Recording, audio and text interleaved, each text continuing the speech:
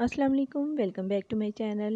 आज मैं आपको जो डिज़र्ट बता रही हूँ ये बहुत क्विक और इजी है और टेस्ट में बहुत अच्छा है। आपने ईद पर ये रेसिपी ज़रूर ट्राई करनी है और रेसिपी अच्छी लगे तो लाइक और शेयर सब्सक्राइब कर दें। सबसे पहले मैंने पैन को चूल्हे पर रख दिया है और उसमें मैंने दूध शामिल कर दिया है। 600 ml मैंने दूध का शामिल किया है और इसमें चीनी शामिल कर दूँगी। अब 6 टेबल स्पून चीनी है, कप में देखें तो हाफ़ कप है। अच्छे से चीनी को मिक्स कर लेंगे एक दफ़ा और दूध को पकने के लिए रख देंगे। इस दौरान मैंने 2 टेबलस्पून फुल जो है कस्टर्ड के लिए हैं। वनीला कस्टर्ड पाउडर है ये और इसमें थोड़ा सा पानी शामिल करके हम कस्टर्ड को अच्छे से मिक्स कर लेंगे। कस्टर्ड को हमने बहुत अच्छे से मिक्स करना है ताकि इसमें जो भी लम्स वगैरह हैं वो बिल्कुल अच्छे से डिज़ोल्व हो जाएँ, क्योंकि कस्टर्ड जो है ना वो बैठ जाता है बार बार नीचे, तो हमने इसलिए इसको अच्छे से मिक्स कर लेना है एक बार। कस्टर्ड मिक्स हो गया है, अब दोबारा से दूध को देख लेते हैं। दूध में बॉयल आ गया है तो एक दफ़ा इसको अच्छे से मिक्स कर लेंगे दोबारा से, ताकि सारी चीनी इसमें जो हमने डाली है वो डिज़ोल्व हो जाए। ये देखें, इसको मैंने मिक्स कर लिया है और फ्लेम को अब मैं बिल्कुल लो कर दूँगी, बिल्कुल दम वाली आंच पे कर दूँगी। अगर आप बिगनर्स हैं तो आप चूल्हे से हटाकर भी कर सकते हैं ये सब काम। कस्टर्ड मैंने एकदम से शामिल किया और उसको जल्दी-जल्दी विस्क को हिलाया है ताकि इसमें लम्स वगैरह ना बन जाएँ। अगर इस तरह से हम करें तो फिर इसमें लम्स नहीं बनते।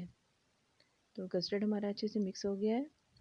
अब इसको मज़ीद 1 से 2 मिनट के लिए मैं पका लूँगी, यानी बस 1 से 2 बॉयल आ जाएँ इसके, इससे ज़्यादा हमने इसको नहीं पकाना। तो कस्टर्ड देखें हमारा रेडी हो गया है। अब फ्लेम को कर देंगे हम ऑफ़ और कस्टर्ड को अच्छे से ठंडा कर लेंगे। कस्टर्ड को हमने बहुत अच्छे से ठंडा कर लिया है, देखिए, मतलब ये गर्म नहीं होना चाहिए। हमने इसको ठंडा करके नेक्स्ट प्रोसेस करना है। ये डेयरी क्रीम मैंने ली है 200 ml, इसमें से मैं हाफ़ पैकेट इसमें शामिल कर दूँगी, यानी हम 100 ml इसमें मैंने क्रीम के शामिल कर दिया है और इसको कस्टर्ड के साथ अच्छे से मिक्स कर लें एक बार।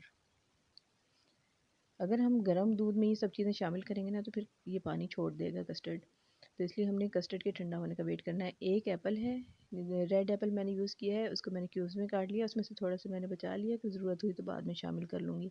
3 इसमें मैंने बनाना शामिल कर दिए। बहुत ज़्यादा इसको हम ओवर क्राउडेड नहीं करेंगे चीज़ों को डाल के, क्योंकि जितनी इसमें कम चीज़ होंगी उतना अच्छा इसमें टेस्ट और फ्लेवर आएगा।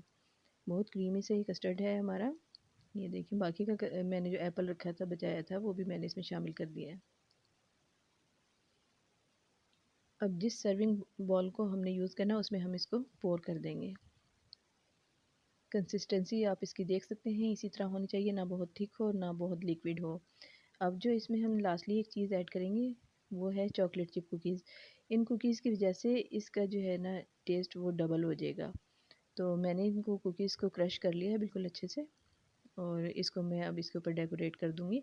आप जैसे भी चाहें डेकोरेट कर सकते हैं, मैं इसका वेब बना दूँगी। चॉकलेट चिप कुकीज़ जो हैं वो इसमें बहुत अच्छा टेस्ट देते हैं, तो आपने ज़रूर शामिल करने हैं और देखना है कि कैसी आपको ये लगती है।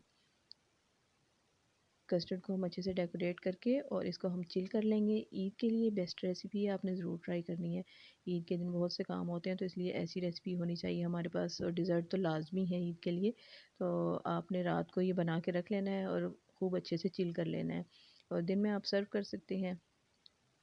आई होप कि आपने ये रेसिपी को एंजॉय किया होगा और रेसिपी आपको कैसी लगी आपने ज़रूर मुझे कमेंट में बताना है और चैनल को लाइक और शेयर और सब्सक्राइब कर लें। Thanks for watching.